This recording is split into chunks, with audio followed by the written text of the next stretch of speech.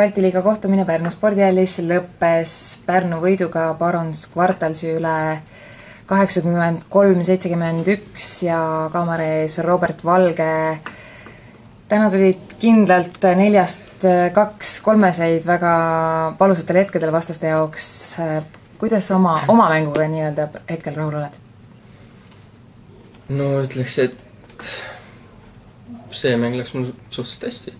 Et mingit praaki erilist ei teinud, nii et saab hetkel rahul. Nüüd olgu öeldud siin, et Ronaldos Rutkauskas meeskonna parimana 20 punkti ja Sandis Silevsaarvele jäi 17 punkti.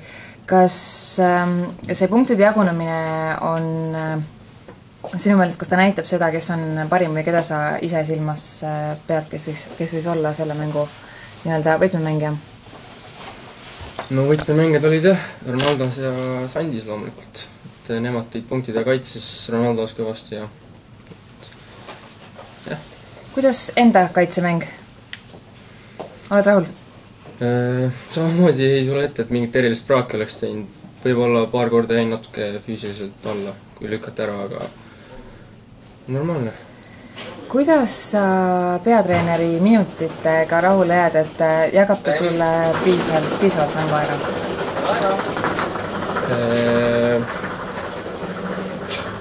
No ebastabiilselt, aga vahepeal ei anna üldse, vahepeal annab 20 minutit, aga praegu sai selle 10 minutit jääb rahule. Nüüd on Balti liigas üks võit juures. Kui tõenäoline on, et me liigume edasi vaegruppidesse? Ma ei oska öelda, peame võitma lihtsalt. Võiks võita, võiks edasi minna. Kui nüüd natukene vaadata tagasi, siis mis tunne oli BC Kalev Cramo võita? Võimas tunne, et väga võimas, midagi öelda ei ole selles suhtes, et keegi väga ei oodanud sellist võitu ja väga võimas. Nüüd üle homme on Tallinna Kalev vastaseks, mida lubad?